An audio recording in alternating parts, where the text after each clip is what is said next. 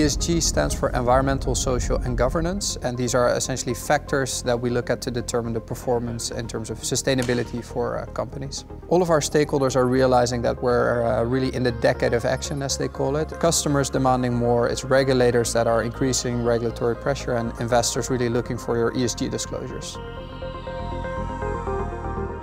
What's difficult about that is that it requires a different way of looking at your business. You have to factor in new things beyond financial indicators. It also requires a cultural change within the company, and it requires new data to be able to report on ESG performance as well.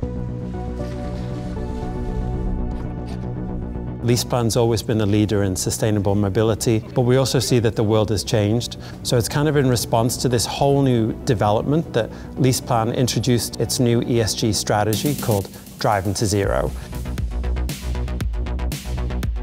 So as part of the Driving to Zero update, we've introduced a whole new range of initiatives across environmental, social, governance issues. We've said that we want to be not just net zero in terms of our fleet emissions, but we're committing to set science-based targets to bring our whole emissions, so scope 1, 2 and 3 emissions, down to zero in line with the Paris Agreement.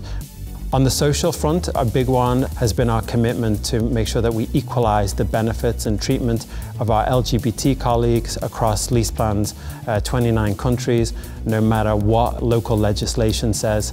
On the governance front, a particular highlight is how we look at climate risk. Climate risk is obviously a huge theme, so we've introduced a totally new governance structure to make sure that those risks are properly managed and that any kind of impacts are included in our strategy, in our disclosures and in our risk management framework.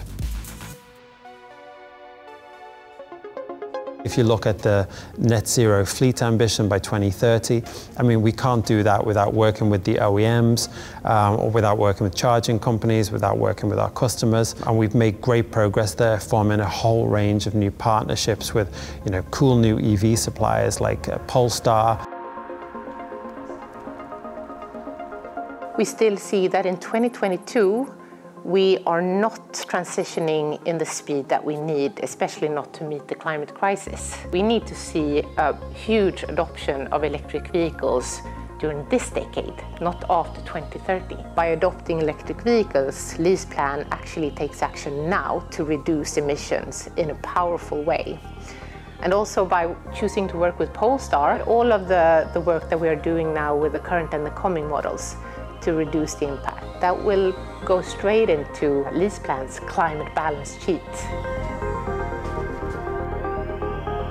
We're really excited about this strategy, and we think what the right thing to do is make sure that every year we report on the strategy with clear updates to our various stakeholders. Our mantra is really simple. If it's measurable, we should report it, and therefore we can be held accountable.